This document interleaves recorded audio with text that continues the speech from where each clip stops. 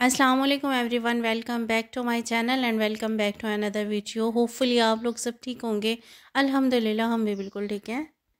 Vlog start हो रहा है हाफ मॉर्निंग से, मींस 9 बजे से। और इस टाइम ना घर के ना काम जो थे वो चल रहे थे, मल्टीटास्किंग हो रही थी। नाश्ता हो चुका था और सुबह जानवरों का दूध भी निकाला जा चुका था, गोबर भी बाहर निकाल लिया था। मींस जानवरों का काम मुकम्मल हो गया था, घर में नाश्ते का काम भी मुकम्मल हो गया था। देवर यहाँ पे सफाई कर रहे थे आज गली की भी, जानवरों के पास की भी, और जो कूड़ा इकट्ठा हुआ था, जो गंद इकट्ठा हुआ था, उसमें आग लगा रहे थे।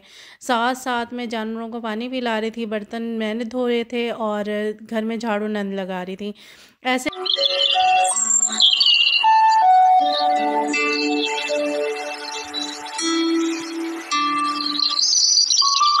ये 9 बजे तक गांव के इतने काम हो चुके होते हैं। खैर ना, मैं इधर देवर के पास आई, मैंने कहा चले आप ना सफाई करें और मैं साथ में ना आपकी वीडियो कैप्चर करती हूँ। मोस्टली तो ये सफाई कर चुके थे, लेकिन मैंने खुद अपने कहने पर इनसे ये बाकी की सफाई करवाई ताकि मैं वीडियो को कैप्चर कर सकूँ और आप लोगों को दिखा सकूँ कि किस तरीके से ना गाँव में किस तरीके से अपने लोग टास्क मुकम्मल कर रहे होते हैं। खैर ना, इतने उसमें ना एक टाइम में मल्टी जो टास्किंग होती है ना, वो बड़ी वीआईपी होती है। खैर उसके बाद जो घास की मशीन के पास घास इकट्ठा हुआ था ना, बाकी घर में तो झाड़ू लग चुकी थी, लेकिन ना घास की मशीन के पास घास इकट्ठा किया जा रहा था। साथ में जानवरों को सांस पानी पिला रही थी और साथ साथ बांधती जा रही थी और मैं इनकी वीडियो कैप्चर कर रही थी। वैसे तो हमारे माशरे में ना जॉइंट फैमिली सिस्टम बहुत आम है। उस जॉइंट फैमिली सिस्टम के बहुत से फ़ायदे भी होते हैं और बहुत से नुकसानात भी होते हैं।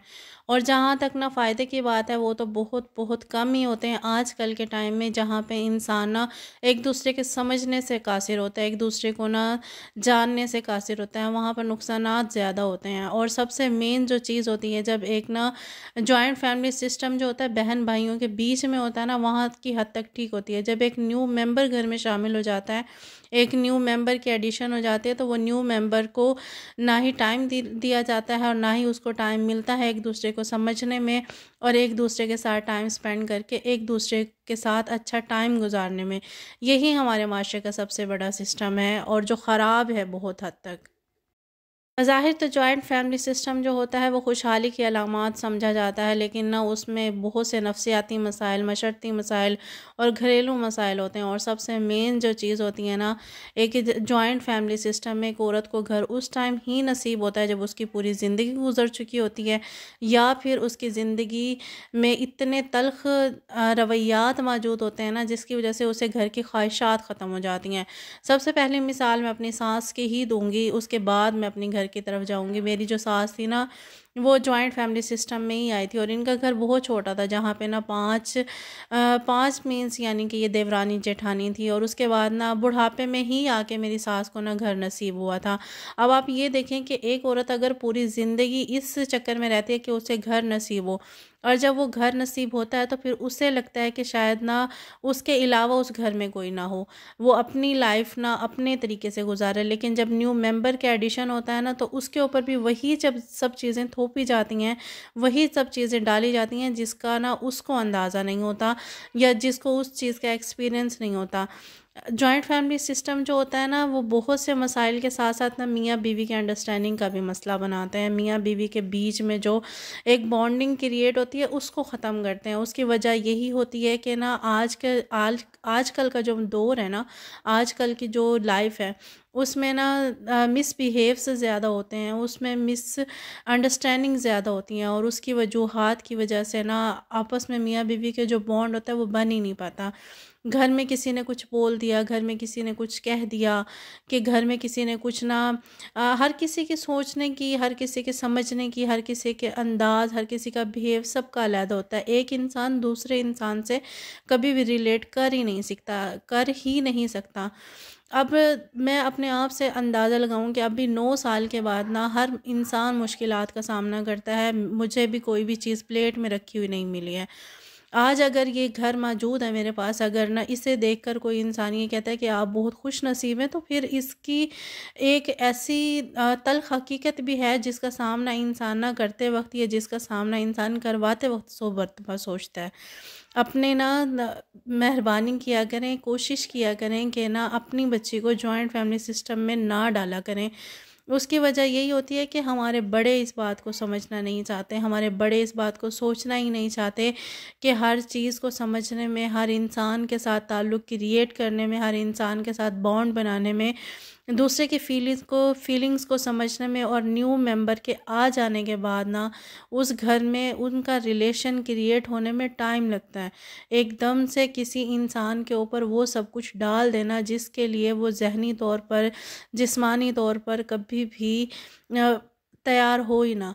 और सबसे मेन चीज़, जब एक औरत की ख्वाहिश होती है ना, जब एक लड़की शादी करके जाती है तो उसकी ख्वाहिश यही होती है कि वो अपने घर में अपने हस्बैंड के साथ, अपने शोहर के साथ एक अच्छी ज़िंदगी गुजारे। और उस अच्छी ज़िंदगी के चक्कर में उसे बहुत सी चीज़ों का सामना करना होता है, जो चीज़ें उसने ना कभी सोची होती, ना ही कभी देखी होती और ना ही कभी एक्सेप्ट की होती। तो इन सब का ये सब करते करते, मुश्किलात का सामना करते करते, एक घर को सजाने की, एक घर को बनाने की और एक हैप्पी मैरिड लाइफ की जो ख्वाहिश होती है ना, वो ख़त्म हो जाती है, वो कहीं पे ना दब जाती है। ये सिसकियाँ ले लेकर ना अपना दम तोड़ देती हैं। ये सब चीज़ें ना एक लड़की को फेस करनी होती है। और फिर उसके बाद जब उसे घर नसीब होता है, पूरी ज़िंदगी गुजारने के बाद बुढ़ापे में, फिर वो वही चीज़ें न्यू नस्ल में डिवेलप कर देती है। और वो नई नस्ल में जिस टाइम वो डिवेलप होती हैं चीज़ें, जब नई नस्ल में वो मुंतकिल होती हैं, तो वो तबाही की वजह बनती हैं, वो कभी भी खुशहाली की वजह बनती ही नहीं है। जब एक लड़की को स्टार्ट में, शादी के स्टार्ट में, एक घर को सजा के, एक घर को बना के, अपनी ज़िंदगी को अपने तरीके और अपने ना सलीके से सजाने की और हैप्पी लाइफ गुजारने का जो एक्सपीरियंस हो जाता है, तो फिर वो वही चीज़ आगे मुंतकिल करती है। और जब एक इन औरत को सिसकियाँ मिलती हैं, उसे पूरी ज़िंदगी की ख्वाहिश रहती है कि उसे घर नसीब हो या एक अच्छी ज़िंदगी नसीब हो, जब वो इसी ख्वाहिश में रहती है ना, तब उसका सामना जब किसी न्यू नस्ल से या न्यू मेंबर से या फिर न्यू एडिशन से पड़ता है ना, तो फिर वो उसी में वही चीज़ें मुंतकिल करने की कोशिश करती हैं। मीन्स विरासती तौर पर हमारी ये सब चीज़ें चलती हैं और वही चीज़ें हमारे माशरे को ख़राब करती हैं। और उस माशरे की ख़राबी में आपको पता है कि क्या कुछ हमें फिर सामना करना पड़ता है। ऐसी ऐसी तल्ख़ हकीकात, ऐसी ऐसे तल्ख़ रवैये मौजूद होती हैं, ऐसी कहानियाँ मौजूद होती हैं जिनको अगर इंसान सुने तो वो सुनने के बाद इंसान ना या अपनी बच्चियों की शादी करने से डरता है, वो अपनी बच्ची के नसीबों से डरता है। वो यही सोचता है कि हमारी बच्ची के साथ वही सब रिपीट ना हो, वही सब चीज़ें जो पहले बच्ची ने फ़ेस की हैं ना, वही सब चीज़ें ना दूसरी बच्चियों को ना फ़ेस करनी पड़े। एक इंसान डर जाता है। हम इतने माशरती ग़ुलाम बने हुए हैं हर चीज़ के, हम ऐसे घटिया सोच के मालिक बने हुए हैं कि हम ना बच्चियों के पेरेंट्स को एक नफ्सियाती मरीज़ बना के रखते हैं। बच्चियों के पेरेंट्स को इतना टॉर्चर करते हैं कि वो ज़हनी तौर पर अपने आप को ब्लेम करना स्टार्ट कर देते हैं। वो ये दुआएं करते हैं कि उनके ना बच्चियां ही पैदा ना हो। और हालांकि हमारे नबी पाक सल्लल्लाहु अलैहि वसल्लम की नस्ल बेटी से चली है, लेकिन हमारे इस माशरे में बेटी की वजह से ना माँ बाप को इतना कुछ फेस करना पड़ता है। और उसकी वजह वो जॉइंट सिस्टम होता है, जिस जॉइंट सिस्टम में उसकी बच्ची ने बहुत कुछ फेस करना करके ना, फिर जब वो पिछली नस्ल तक को डरा के रख देती है कि वो बच्ची इतना कुछ ना फेस करके चल रही होती हैं। हमारे दीन इस्लाम में तो ये था कि जैसे ही निकाह होता था फ़ौरन, हालांकि फ़ैसिलिटीज़ मौजूद नहीं होती थी उस टाइम ना, चीज़ें मौजूद नहीं होती थी, ये जो चीज़ें हमारे पास है वो सब चीज़ें थी भी नहीं, उसके बावजूद ना ख़ैमे अलहदा लगा दिए जाते थे। काश हमारा वो इस्लामी निज़ाम, काश हमारा वो ना मशरती निज़ाम चेंज हो सके इस्लाम के मुताबिक जो हमारे नबी पाक ने हमें दिया।